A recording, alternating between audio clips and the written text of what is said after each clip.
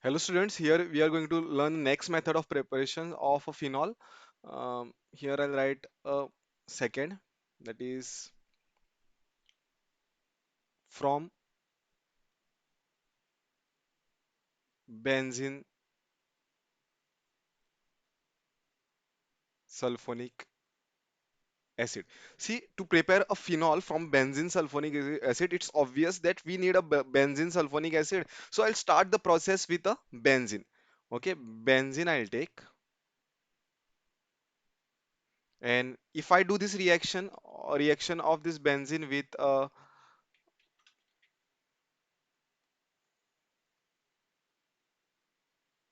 H2SO4 and SO3, what we get is a benzene sulfonic acid.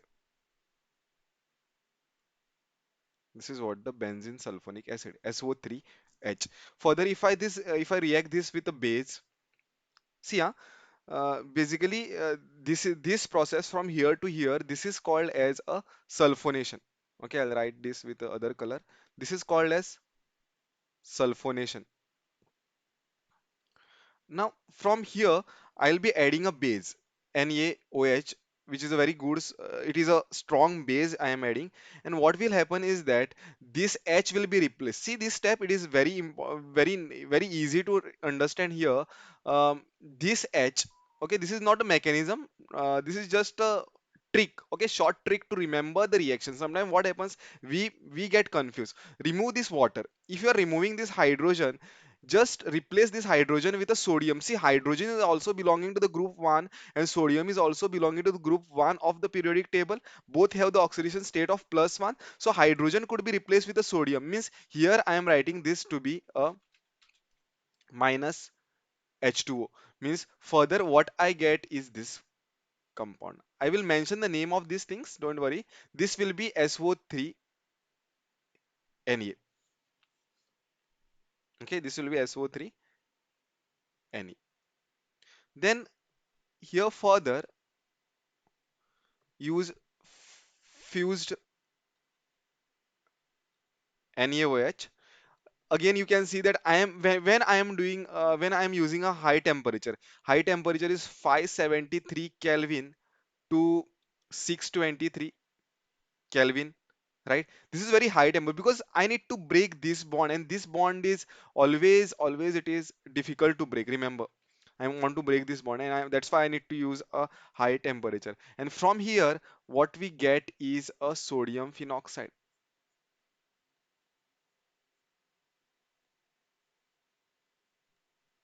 Sodium phenoxide, and here it will be minus Na2SO3 and minus H2O.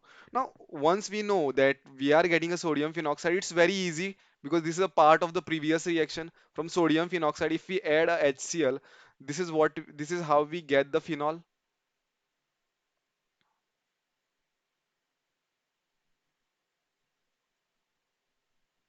This is how we get the phenol. So I'll just write this. This is a benzene. This is benzene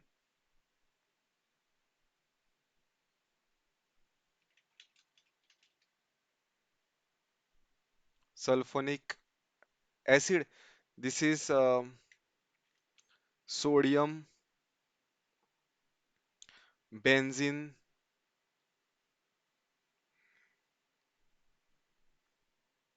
sulfonate. This is sodium phenoxide. This is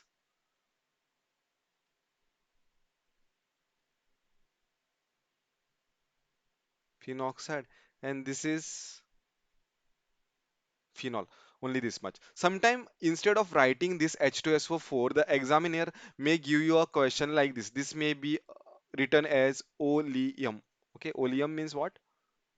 It is a mixture of H2SO4 plus SO3. This is called as oleum, and this is what the reaction is.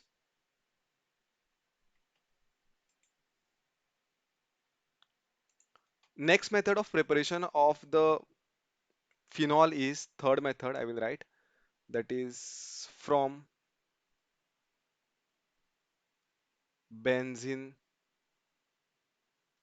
diazonium salt. Right now, what is the meaning of azo? Diazo. See, this is a benzene, right?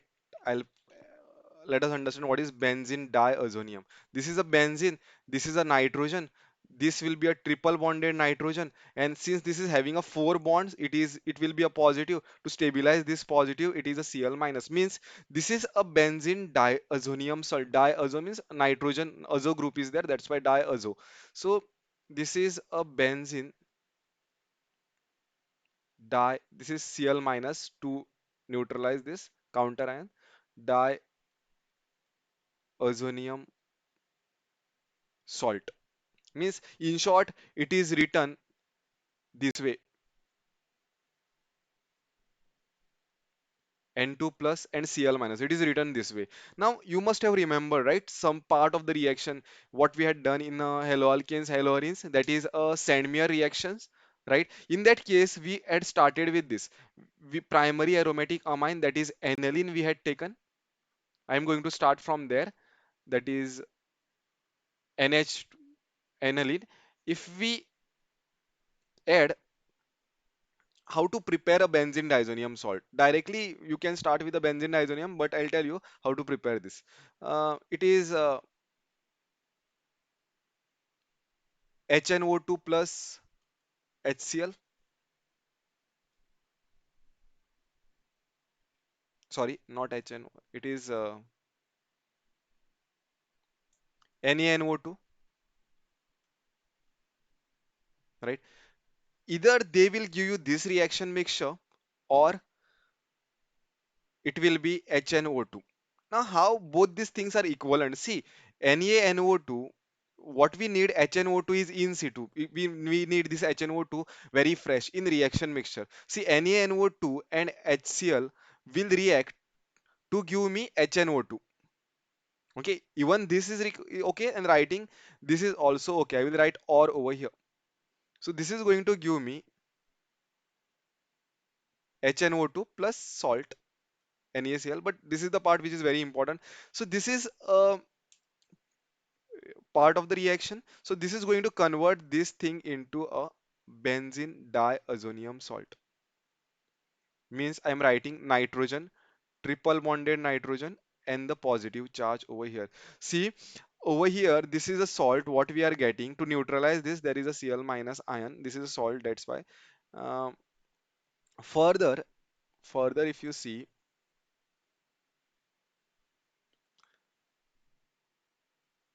if I just heat this compound in the presence of, just warm it, okay, I'm just giving small little amount of the heat. You can see that many times when I want to break this bond and replace, I give very large amount of the heat, but here I am giving very less amount of the heat. The reason is that this process of formation of N2, like if this bond is breaking over here, then what you will get, you will get N2, right? So this process of breaking this bond is very easy. So here what we get is OH minus, OH is getting substituted over here, and plus N2. Now, why this process is supporting? See, here it was just one compound, one molecule. It is breaking into two. So this is what the entropy is supporting. Entropy means degree of the randomness. So one molecule is becoming two, and N2 is very stable thing. It is triple bonded. So here and N2 is a very good living group. Always remember this. And this process of breaking this bond is very, very easy in that case. So this is how we get the phenol over here.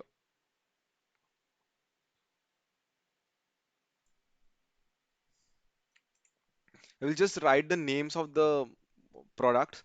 So this is products means reactants and products. Aniline, this is aniline. This is benzene diazonium salt, and this is phenol.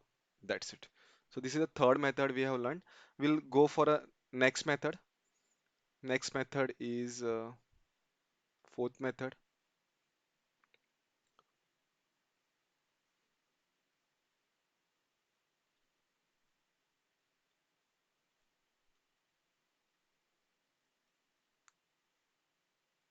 from Cumene. Okay, now what is this Cumene? Let us understand. In bracket, I will write this is isopropyl benzene. Isopropyl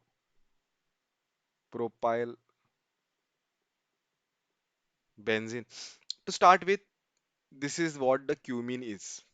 Preparation of the phenol from Cumene. See here, I'll not explain you again mechanism because sometimes knowing the trick how to remember that is also important.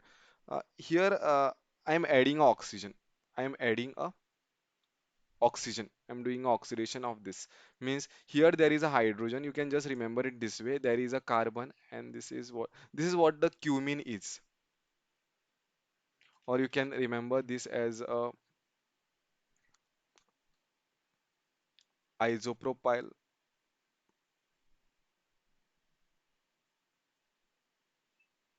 benzene. There is nothing to worry much about in this reaction. It's very simple. Oxygen. See, directly add oxygen in between carbon and hydrogen. Okay, this is a short trick I am telling you to how to remember this. C, there is CH3, and this is CH3. Between carbon and hydrogens, there you will be putting two oxygens. This is called as peroxyl linkages because here the oxidation state of oxygen is -1 and -1. See, whenever oxygen is connected to another oxygen, the oxidation state of that will be -1. This is called as something called as peroxyl linkage. Now, here further, in the presence of acid and water, what do we get is, see, only this part. Okay, only this part. This is a trick, not a mechanism. This part try to connect over here. Then what is left? CH3, C double bond O, and this is CH3, right? So what you get finally is